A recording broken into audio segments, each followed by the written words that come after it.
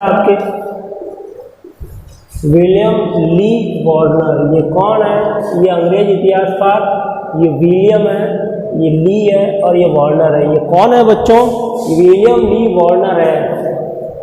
William Lee Warner, the native state of India, the native state of India, the native state of India, ये इनके क्या है? William Lee Warner की क्या है? ये इनकी किताब है, the native state of India. इन्होंने जो है ब्रिटिश सर्वोच्चता के सिद्धांत को कितने भागों में बांटा है?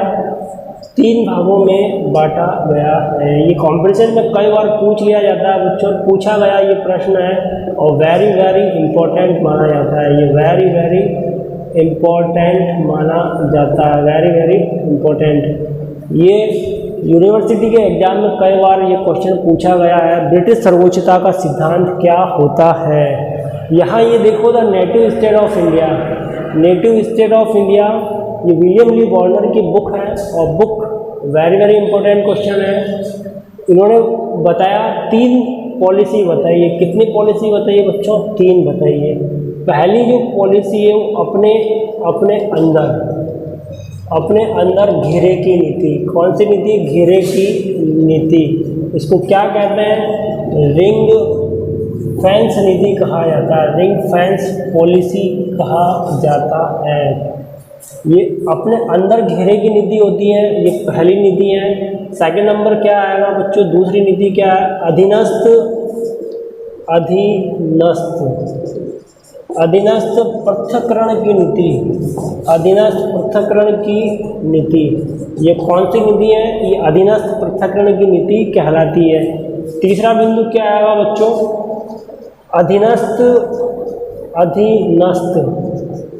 अधीनस्थ एकीकरण की नीति, अधीनस्थ एकीकरण की नीति।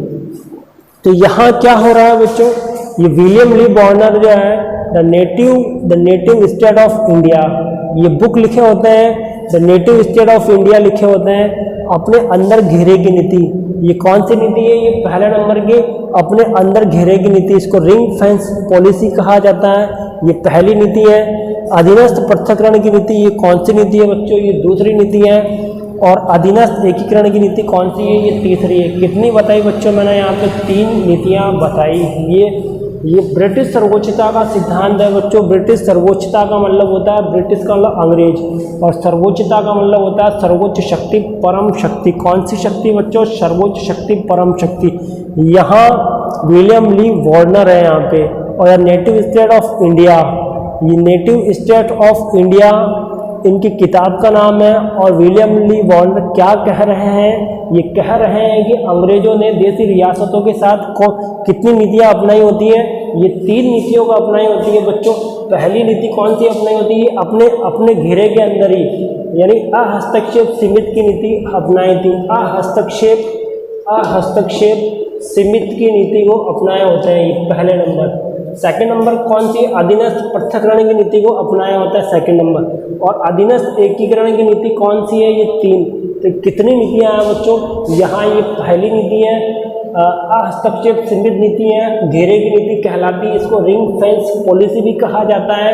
सेकंड नंबर क्या है? अधीनस्थ पृथक्करण की नीति कहलाती है। और थर्ड नंबर क्या है? अधीनस्थ एकीकरण की नीति कहलाती है। तो ये कितना है बच्चों? ये 3, 1 2 3। कौन कह रहे हैं? ये विलियम ली वार्नर कह रहे हैं। और इनकी बुक का नाम क्या है? The native state of India, ये इनकी बुक का नाम है। और राइटर कौन है?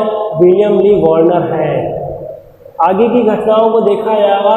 ये पहली जो नीति है ना, ये घेरे की नीति, रिंग फेंस नीति, ये क्या है बच्चों? इसको विस्तार से समझा जाएगा।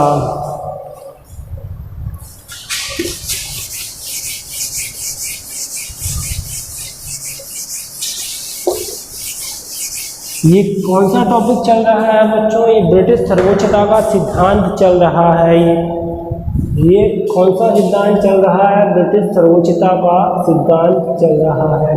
पहली नीति, पहली यानी फर्स्ट पॉलिसी, कौन सी है? ये अपने अंदर अपने अंदर घेरे की नीति। इसको क्या कहते हैं? Ring fence policy. अपने अंदर घेरे की नीति। ये कौन सी नीति है बच्चों? अपने अंदर ही घेरे की नीति है। और इसमें क्या होता है? इसमें अंग्रेज जो होते हैं वो देसी रियासतों के साथ अंग्रेजों का क्या संबंध होता है? देसी रियासतों का अंग्रेजों के साथ क्या संबंध होता है? ये अहस्तक्षेप। ये क्या होता है बच्चों? अहस्तक्षेप, सीमित। ये पहले अंग्रेज क्या किए होते हैं? जो देसी रियासतों के साथ जो युद्ध किया होता है, मराठों के साथ इन्होंने युद्ध किए थे, इन्होंने फ्रांसीसियों के साथ युद्ध किए थे, इन्होंने जो हैदराबाद के निजाम के साथ युद्ध किए थे, उनके साथ जो संधियाँ की गई थी, उनके साथ क्या की गई थी? उनके साथ जो संधियाँ की गई थी उसमें अहस्तक्षेप सीमित, यानी हस्तक्षेप जो था वो कम होता था। वो क्या होता था बच्चों? वो कम होता था। और ये जो संधियाँ जो होती थी वो किस आधार पर, इसका मूल आधार क्या होता था? इस नीति के आधार पर जो अंग्रेजों ने, कौन बच्चों? अंग्रेज जो थे वो कौन के साथ संधि कर रहे हैं? वो देसी रियासतों के साथ ये संधि कर रहे हैं। और इन अंग्रेजों का देसी रियासतों के साथ जो संधि होती है, इसका मूल आधार क्या है? पारस्परिकता है। क्या है बच्चों? पारस्परिकता और समानता पर ये संधियाँ समानता के कॉन्सेप्ट पर ये आधारित होती है। ये कौन सा कॉन्सेप्ट है? ये पारस्परिकता और समानता का कॉन्सेप्ट है। यहाँ पे ये जो संधियाँ की जा रही है बच्चों, ये रिंग फेंस पॉलिसी, अपने अंदर घेरे की नीति होती है, ये सीमित होती है। इसमें जो अंग्रेज और देसी रियासतों के जो राजा महाराजा होते हैं और अंग्रेज जो होते हैं, उनमें कैसा संबंध होगा? उनमें जो है पारस्परिकता और इक्वलिटी का कॉन्सेप्ट होता है। घेरे की नीति जो है, अपने घेरे में सीमित रहने की नीति जो है, इस नीति में ये देखा जा रहा है कि इसका जो टाइम पीरियड होता है बच्चों, क्या होता है? टाइम पीरियड क्या है? इसका समय काल क्या है? ये 1757 से 1813 इसका समय काल कहा जाता है। 1757 में कौन सा युद्ध हुआ होता है? 1757 में प्लासी का युद्ध। अभी मैंने बताया था बच्चों, ये प्लासी के बंगाल के नवाब कौन है? सिराजुद्दौला है। और अंग्रेजों के गवर्नर कौन है? रॉबर्ट क्लाइव है। प्लासी का युद्ध क्या होता है? एक षड्यंत्र होता है। 1764 में कौन सा युद्ध हुआ होता है? बक्सर का युद्ध हुआ होता है। ये भारत के 3 महान शक्तियाँ और हेक्टर मुनरो के बीच में जो प्लासी के अधूरे कार्य को पूरा कौन किए होते हैं? ये बक्सर का युद्ध किए होते हैं। 1764 के बाद 1765 में क्या होता है बच्चों? इलाहाबाद की संधि होती है। ये कौन की संधि होती है? ये इलाहाबाद की संधि होती है। ये 2 लोगों से की जाती हैं। ये मुगल सम्राट कौन है? यहाँ शाह आलम है। मुगल सम्राट शाह आलम के साथ की जा रही है। और यहाँ ये कौन के साथ की जा रही है बच्चों? ये अवध के नवाब सुजाउद्दौला के साथ की जा रही है। ये क्या देखा जा रहा है बच्चों? ये फर्स्ट पॉलिसी को देखा जा रहा है। ये अपने अंदर घेरे की नीति है। ये कौन सी नीति है? ये अपने अंदर घेरे की नीति है। अंग्रेज जो है वो सीमित हस्तक्षेप की नीति का पालन करेंगे। अंग्रेज जो है वो देसी रियासतों के साथ कौन सी नीति अपना रहे हैं? वो उनके साथ पारस्परिक और समानता की नीति अपना रहे हैं बच्चों। वो उनके साथ क्या अपनाया जा रहा है? ये टाइम पीरियड क्या होता है? 1757 से 1813 इसका टाइम पीरियड होता है। 1757 का ये कौन सा युद्ध हुआ होता है? ये प्लासी का युद्ध हुआ होता है। 1764 में कौन सा युद्ध हुआ था? ये बक्सर का युद्ध हुआ होता है। और 1765 में कौन सी संधि हुई होती है? इलाहाबाद की संधि हुई होती है। इलाहाबाद की संधि कौन के साथ की जाता है? मुगल सम्राट शाह आलम और अवध के नवाब शुजाउद्दौला के साथ की होती है। आगे की घटनाओं को देखा जा रहा है। आगे की घटनाओं में 1757 से 1813 की घटनाओं को देखा जा रहा है। यहाँ क्या होता है बच्चों? आंगल मैसूर युद्ध। ये कौन से युद्ध है? आंगल मैसूर युद्ध किया जाता है। आंगल मैसूर युद्ध कितने होते हैं यहाँ पे? ये 4 होते हैं बच्चों। ये पहला होता है, ये दूसरा होता है, ये तीसरा होता है और ये चौथा होता है। पहला आंगल मैसूर युद्ध कब होता है? 1767 से 68 में होता है। ये प्रथम आंगल मैसूर युद्ध कहलाता है। ये पहले मैंने आपको बताया था बच्चों और अभी फिर बता रहा हूँ, ये प्रथम आंगल मैसूर युद्ध, ठीक है ना। 1767 से 68 होता है। ये प्रथम आंगल मैसूर युद्ध कहलाता है। सेकंड नंबर 1780 से 84, ये कौन सा है? ये दूसरा आंगल मैसूर युद्ध कहलाता है। ये कौन सा कहलाता है? ये दूसरा आंगल मैसूर युद्ध कहलाता है। 1790 कौन सा कहलाता है बच्चों? ये तीसरा आंगल मैसूर युद्ध कहलाता है। 1799 में ये कौन सा कहलाएगा बच्चों? ये चौथा आंगल मैसूर युद्ध कहलाता है।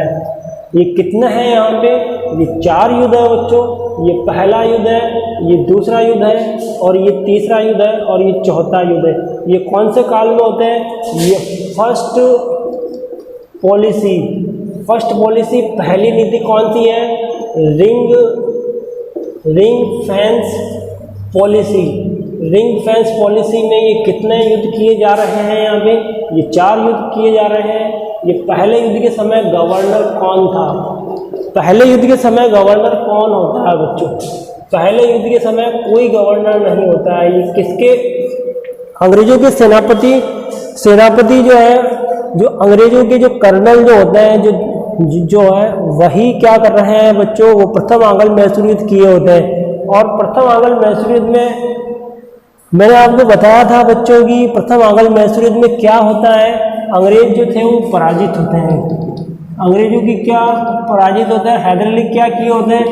हैदर अली अपना त्रिगुट बनाए होते हैं। क्या बनाए होते हैं? त्रिगुट बनाए होते हैं। ये मराठों के साथ संधि किए होते हैं, ये हैदराबाद के निजाम के साथ संधि किए होते हैं और इस तरह हैदराबाद अपना 3 का गुट बना लिए होते हैं। ये कितने का गुट बना लिए होते हैं?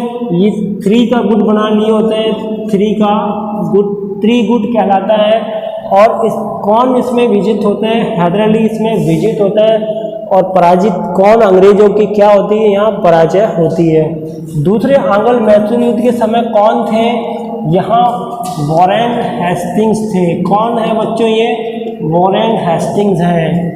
दूसरे आंगल मैसूर युद्ध के समय गवर्नर कौन होते हैं? वॉरेन हेस्टिंग्स होते हैं। तीसरे आंगल मैसूर युद्ध के समय गवर्नर कौन है? गवर्नर कॉर्नवालिस है। कौन है? कॉर्नवालिस। और चतुर्थ आंगल मैसूर युद्ध के समय गवर्नर कौन होता है बच्चों? लॉर्ड वेलेस्ली होते हैं। मैंने बताया था बच्चों कि लॉर्ड वेलेस्ली जो है वो पक्के साम्राज्यवादी होते हैं। चौथे आंगल मैसूर युद्ध में क्या होता है बच्चों? चौथे आंगल मैसूर युद्ध में टीपू सुल्तान लड़ाई करते हुए मैसूर की राजधानी श्रीरंगपट्टनम में लड़ते हुए वीर गति को प्राप्त हो जाते हैं।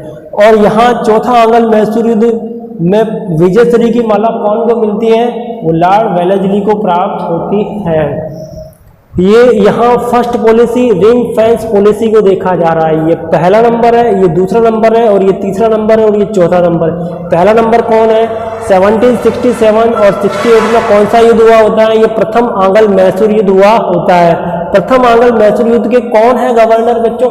यहाँ कोई गवर्नर नहीं है, यहाँ सेनापति होते हैं। सेकंड नंबर कौन है? 1780 से 84 है। दूसरा आंगल मैसूर युद्ध कहलाता है। ये कौन सा युद्ध कहलाता है? ये दूसरा आंगल मैसूर युद्ध कहलाता है। ये वॉरेन हेस्टिंग्स यहाँ के गवर्नर होते हैं। तीसरे नंबर पर कौन सा? तीसरा आंगल मैसूर युद्ध आता है। ये कब हुआ होता है?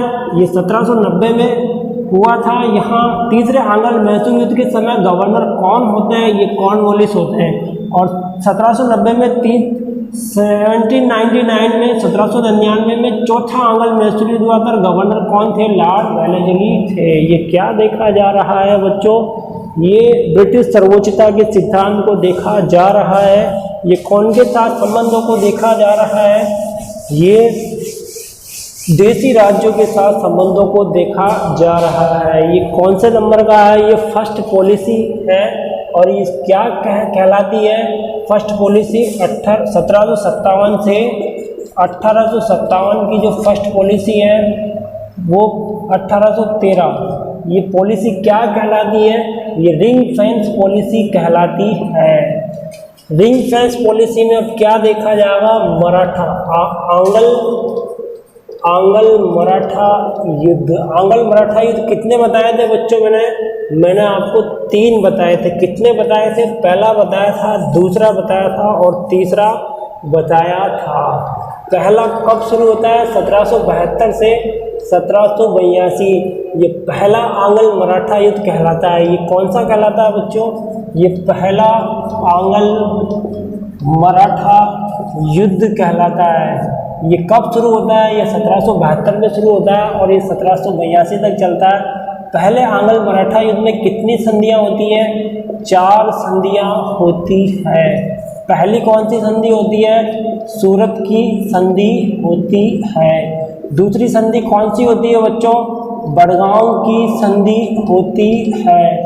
तीसरी संधि कौन सी होती है बच्चों, तीसरी संधि कौन सी होती है, दूसरी संधि पुरंदर की संधि है। कौन सी संधि है, पुरंदर की संधि होती है। और तीसरी कौन सी संधि है, बड़गांव की संधि होती है। चौथे नंबर की कौन सी संधि होती है बच्चों, सालवाई की संधि होती है, सालवाई की संधि। ये प्रथम आंग्ल मराठा युद्ध में ये 4 संधियां कौन किए होते हैं, ये अंग्रेजों के द्वारा की गई होती है। सूरत की संधि, पुरंदर की संधि, बड़गांव की संधि, सालवाई की संधि। ये क्वेश्चन मैंने विस्तार से बताया है, आप पिछली वीडियो में जाकर इसको देखा जा सकता है बच्चों। अभी मैंने फिर आपको बताया है कि पहला आंग्ल मराठा युद्ध में कितनी संधियां हुई थी, 4 संधियां हुई थी। सूरत की संधि कौन है, रघुनाथ राव राघोबा के साथ। राघोबा की कहानी मैंने बताई है पिछले वीडियो में। पुरंदर की संधि, बम्बई परिषद जो है वो कोलकाता परिषद में कैसे विवाद होता है, ये मैंने आपको पहले वीडियो में बताया है। बड़गांव की संधि जो अपमानजनक संधि मानी जाती है अंग्रेजों के लिए, ये वॉरेन हेस्टिंग्स कह रहे हैं कि मैं जो है शर्म में डूब गया, ये भी मैंने पहले बताया है। सालवाई की संधि 1782 के, ये फाइनली 1782 में यहाँ युद्ध समाप्त होता है और 20 सालों तक 1782 में क्या जोड़ दिया जाता है बच्चों, 20।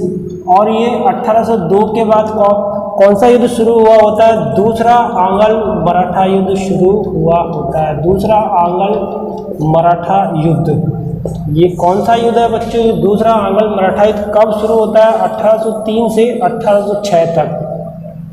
ये 3 से 6 तक माना जाता है, ये दूसरा आंग्ल मराठा युद्ध कहलाता है। ये कौन सा युद्ध कहलाता है, ये दूसरा आंग्ल मराठा युद्ध कहलाता है। और दूसरे आंग्ल मराठा युद्ध में मैंने क्या बताया था बच्चों, दूसरे आंग्ल मराठा युद्ध में कौन होता है, कॉर्नवालिस होते हैं, लॉर्ड। दूसरे आंग्ल मराठा युद्ध में कौन होते हैं, लॉर्ड वेलेस्ली होते हैं। कौन होते हैं, वेलेस्ली होते हैं। फिर कौन आ रहे हैं यहाँ पे, तीसरा आंग्ल मराठा युद्ध, तीसरा आंग्ल मराठा युद्ध। ये फाइनली तीसरा आंग्ल मराठा युद्ध कब शुरू होता है, ये 1817 से 1818। ये इस टाइम पीरियड में, ये 1806 से 1817 1818, इस टाइम पीरियड में कौन आ रहा है यहाँ पे, कॉर्नवालिस आते हैं यहाँ पे। कॉर्नवालिस 1805 से 5 में कौन की मृत्यु हो जाती है, कॉर्नवालिस की मृत्यु हुई होती है। कॉर्नवालिस कौन के साथ संधि किए होते हैं, महादजी सिंधिया के साथ संधि किए होते हैं। कॉर्नवालिस के बाद कौन आएगा यहाँ पे, सर जॉर्ज बार्लो आएगा। सर जॉर्ज बार्लो कहते हैं इनको, क्या कहते हैं, सर जॉर्ज बार्लो कहते हैं। और फाइनली लॉर्ड हेस्टिंग्स जो बंगाल के प्रथम गवर्नर जनरल है, ये बंगाल के प्रथम गवर्नर जनरल, इन्हीं के समय फाइनली रूप से क्या होता है, मराठे मराठों का सूर्य जो होता है वो क्या हो जाता है बच्चों, अस्त हुआ होता है।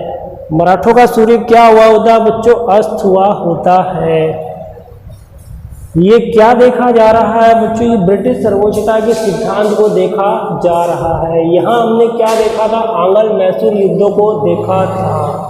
यहाँ हमने क्या देखा था, आंग्ल मराठा युद्धों को देखा था। 1809 में क्या होती है बच्चों, अमृतसर की संधि होती है। कौन सी संधि होती है, अमृतसर की संधि। ये अमृतसर की संधि कौन के साथ किए होते हैं, ये पंजाब के राजा रणजीत सिंह के साथ किए होते हैं। और उनको ये कह दिया होता है, ये पहले मैंने रणजीत सिंह वाला टॉपिक पहले वीडियो में बताया था। एक नदी होती है, सतलज नदी है। सतलज नदी के उत्तर पश्चिम के जो प्रदेश है वो कौन के होंगे, वो रणजीत सिंह के होंगे। और पूर्व के प्रदेशों पर कौन का अधिकार रहेगा, वो अंग्रेजों का अधिकार रहता है। पहली जो पॉलिसी है बच्चों, ये ब्रिटेन की, अंग्रेजों की जो प्रथम पॉलिसी है, इसमें क्या होता है, इसमें जो है एक राज्य को छोड़कर सभी राज्यों के साथ क्या किया जाता है, पारस्परिक और समानता का सिद्धांत लागू होता है। केवल एक राज्य को, मैसूर के राज्य, मैसूर के हैदर अली और मैसूर के टीपू सुल्तान को छोड़कर सभी राज्यों के साथ क्या होता है, पारस्परिक और समानता का व्यवहार किया जाता है। वेरी वेरी इंपॉर्टेंट माना जाता है कि रिंग फेंस नीति के अंदर ऐसा कौन सा राज्य है, वेरी वेरी इंपॉर्टेंट है बच्चों। ये कंपटीशन में पूछा जा सकता है ये क्वेश्चन, रिंग फेंस नीति में ऐसा कौन सा राज्य है, ऐसा कौन सा राज्य है जिसके साथ पारस्परिकता और समानता का व्यवहार नहीं किया गया, वो कौन सा राज्य है, वो मैसूर के हैदर अली और मैसूर के टीपू सुल्तान हैं, जिनके साथ पारस्परिकता और समानता का व्यवहार नहीं किया गया है। Okay, thank you. अगला टॉपिक देखा जाएगा, ये प्रथम काल था, ये 1757 से 1813 का काल था बच्चों। इसमें मैंने आपको क्या बताया था, ये ब्रिटिश सर्वोच्चता का सिद्धांत बताया था और देसी रियासतों का संबंध मैंने बताया था। मैंने इसमें आपको पहले क्या बताया, पहले मैंने इसका परिचय बताया बच्चों, परिचय कि ये जो देसी रियासतें क्या होती है, ये अंग्रेज कौन है, ये कहाँ से आए थे और इन्होंने यहाँ दक्षिण भारत में कौन सी नीतियाँ अपनाई थी।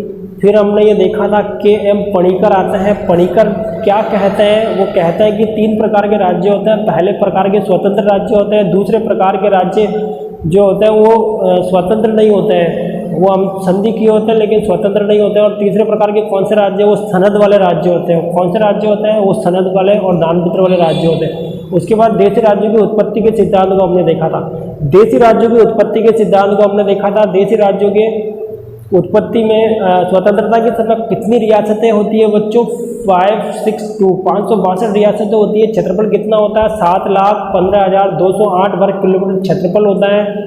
और 10 वर्ग मील वाली रियासतें 200 के लगभग थी और 139 रियासतें 5 वर्ग मील क्षेत्र वाली थी। उसके बाद हमने क्या देखा था बच्चों, उसके बाद हमने देखा विलियम डी वार्नर जो है वो अपनी किताब लिखे होते हैं नेटिव स्टेट ऑफ इंडिया में, वो लिखे होते हैं कि 3 प्रकार की पॉलिसी होती है। प्रथम पॉलिसी रिंग फेंस की नीति कहलाती है, अपने घेरे के अंदर सीमित रहने की नीति होती है। दूसरी नीति जो है वो अधीनस्थ पृथक्करण की नीति होती है। और तीसरी नीति कौन सी, अधीनस्थ एकीकरण की नीति होती है। पृथक्करण का मतलब होता है अलग हो जाना, एकीकरण का मतलब होता है सबको साथ में लेके चलना। तो ये 3 नीतियां हमने देखी थी। उसमें पहला नंबर हमने क्या देखा था, पहली रिंग फेंस नीति का हमने विस्तार से वर्णन किया है। अब इसके आगे की घटनाओं को आगे देखा जाएगा।